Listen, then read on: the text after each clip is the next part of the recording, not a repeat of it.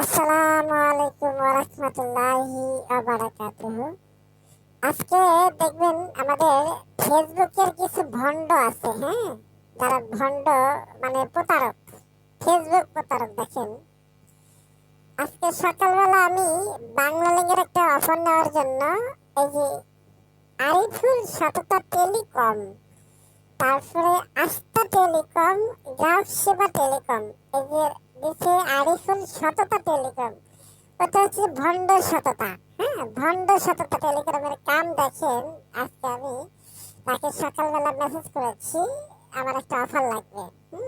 দেখেন আমাকে প্রুফ দিছে, গরিবের বাচ্চা আমার প্রুফ দেয়। দেখেন আল্লাহ, এদেরকে হেদায়েত দাও আল্লাহ। আরে কি মানুষ না মরবে না এরা? দেখেন আমি এই যে বাংলালিংকের এই 210 টাকায় 30 জিবি ইন্টারনেট নেওয়ার জন্য আমি তাকে হচ্ছে যে মেসেজ করেছিলাম। এই যে আমি মার্কিং করে দিয়েছি। পরে সে আমাকে বলছে যে ওকে, হ্যাঁ ওকে দেওয়ার পরে আমাকে নাম্বার দিয়েছে যে তার বিকাশ নাম্বারে আমাকে টাকা দিতে হবে।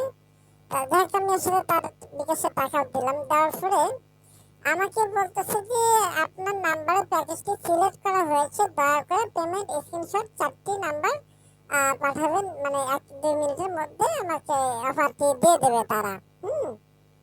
পরে আমি কিন্তু সেন্ড মানি করে দিয়েছি টাকাটা। দেওয়ার পরে আমাকে সে সদ্য ব্লক করে দিয়েছে, গরিবের বাচ্চা আমার ব্লক করে দিয়েছে, বুঝছেন? দেখেন ও আমার প্রুফ দিয়েছে কি, ও হুজুরের ডিবি ব্যবহার করেছে, একটা হুজুরের। জানি না যে আসলে হুজুরের কি দোষ আছে, হুজুরকে কেন জড়াইলে। দেখেন এই যে হুজুর, এটা বলা হচ্ছে যে এটা হলো প্রতারক, বুঝছেন? এটা কিন্তু প্রতারক। এটা প্রতারক কিনা আমি জানি না, কিন্তু অন্য কারো ডিবি লাগাইতে পারে বা অন্য কারো ছবি আসলে ইউজ করতে পারে। হ্যাঁ, তবে হচ্ছে যে এই আইডি থেকে আসলে এই কাজটা করে। দেখেন মানে বিভিন্ন প্রুফ আমাকে দিয়েছে, বুঝছেন? শেষে আমাকে ব্লক করে দিয়েছে। আমাকে শেষে কিন্তু ব্লক করে দিয়েছে। পরে আমি তাকে নাম্বারে কল দিয়েছি, সে নাম্বারে মনে করেন যে আমাকে দেখাচ্ছে, আমাকে ব্লক করে দিয়েছে, বুঝছেন?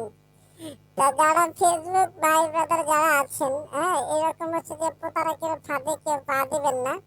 আমি কিন্তু যাই না সারে পা দিয়েছি, আমি জানি যে ওরা প্রতারক। হ্যাঁ, আমি জানি যে প্রতারক, কিন্তু আসলে নিজে যাচাই করার জন্য একটু কম অফারে আসলে একটু মানে সকালবেলা একটু খাইলাম আর কি, বুঝছেন?